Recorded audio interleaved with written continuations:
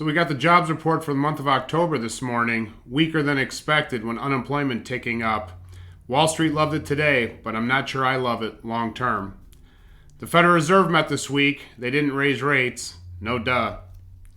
President Biden wants to turn empty offices into apartments. Bravo. And mortgage rates have come down off the dirty eights, and it looks like inventory is ticking up as we head into the holiday season. Welcome back to This Week in Mortgage, everyone. I'm Sam Battaglia at Mortgage Black in Beverly Hills. I hope you had as good a week as you can. All right, we got the jobs report today. 150,000 jobs created for the month of October. We were only expecting 170, which is already a low number in my opinion, given our population. But the 150 made everybody happy, makes everyone think the Federal Reserve is going to back off.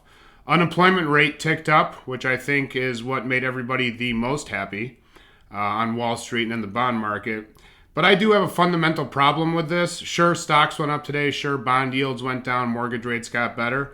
But I'm not sure why people not working is so great for the economy. Like I've said before, it's not exactly, we're not minting millionaires and billionaires with each job we create on this monthly jobs report. These are entry-level jobs so people can actually pay their bills and not be a burden on society. And I'm not sure these jobs are contributing to inflation.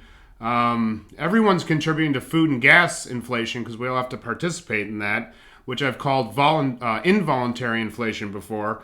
But these poor people not being able to get jobs and the jobs lack thereof being created, like I said, these are entry-level jobs and people need to pay their bills, or in the long run they become a burden on our society. And as we know, as we've seen, when things become burdensome on society, that's not good for anybody, because if you can't go outside and don't feel safe, you can't have an economy. So I guess stocks like no jobs and the unemployment rate ticking up, stocks and bonds like that. But as a human being and in the long term, I don't love it. It's good for today. I don't think great for tomorrow. Moving on to the Federal Reserve. They did not raise rates this week and should not have. And I don't think they should raise rates ever again, for that matter. I'm kind of being a little bit tongue-in-cheek here, but I don't see why they would, should, or have any justification of raising rates for the foreseeable future. And the reason I say this is this. Their target of 2% inflation is just never going to happen, ever, and I'll tell you why, in my humble opinion. Technology has made productivity so high in the last 10, 20, 30 years, even in the last 3 years, and the rise of artificial intelligence, for that matter, is going to put everything else on its ear in a direction we don't know. But let's just talk about the technology and productivity gains over the last 30 years. With this kind of productivity out of one worker these days, you're going to have inflation.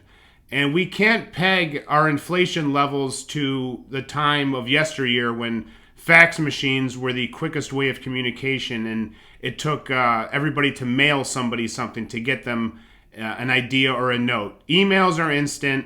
Everything is instant. If it takes more than 5 seconds for our computer to load, we get upset these days. So productivity through technology is naturally going to raise inflation. So I don't know if the Fed is really looking at things from a modern day perspective. They need to get away from the 1960s and 70s and 80s and 90s, for that matter, and look at inflation from a more realistic target of what does productivity create when it comes to inflation. So they didn't raise rates. Again, they should never raise rates again, in my opinion. Again, tongue-in-cheek, but we'll see how this shakes. But they should really, back off at this point. President Biden's administration, they said he had a vision of turning unused commercial office space into apartments. Great idea. I've been pounding the table on this for years now, and it looks like they're going to give $35 billion in grants, low interest rate loans, and team up with the Department of Transportation to do this near transit hubs. So this is all really good. Kill a few birds with one stone. There's a housing problem. There's going to be, this can avoid a housing shortage problem.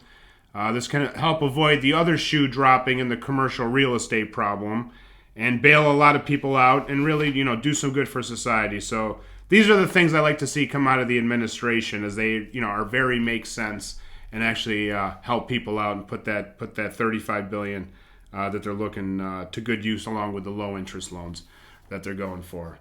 And last but finally, not least, mortgage rates. So last couple of weeks, I guess, all the headlines are mortgage rates are 8%, mortgage rates are 8%. 8% is a very dirty number in mortgages. I don't know what it is. I feel dirty quoting it. My clients feel dirty, being quoted it. It's embarking on real unaffordability and real no appetite for it. Not very palatable, for lack of better. So it looks like we've come down off these eights. We're trending lower now.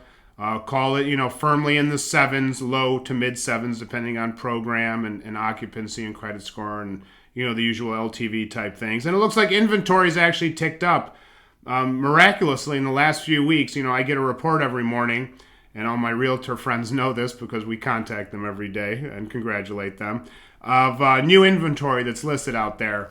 And it looks like inventory's ticked up, and I don't know if this is just sellers finally, coming off the sideline and need to make a move, life purposes, life reasons. But it looks like inventory, at least out here in California, in Southern California, and Los Angeles, is ticking up. And if you couple that with mortgage rates coming off of this 8, even though the dollar amount isn't greatly different, it's just not a palatable number when it comes to psychology. So mortgage rates hopefully can head down a little bit from here. Inventory levels seem to be stepping up. I think that we're going to have to find a happy median in between mortgage rates and values, for that matter, because affordability has definitely come into question coming off of the 2s and the 3s from yesteryear. Okay, everybody, that is my show for this week. As I always say, be a good neighbor, be a nice person, be a normal person. This world is screwed up. I don't know how else to say it. I can't sugarcoat it. I can barely watch the news. It is so depressing. I feel so bad for all of these people that are their lives are just being affected in ways we can never imagine. Thankfully, 1,000 times knock wood.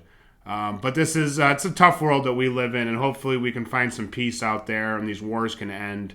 This isn't a political show; it's an economic show for that matter. But at some point, if these politics and these wars continue on and spill over, it is going to become very economic, and it's going to be tough on everybody to just get through the day here. So please take care of each other. Again, nice, normal person, good neighbor, all the stuff we were taught when we were kids.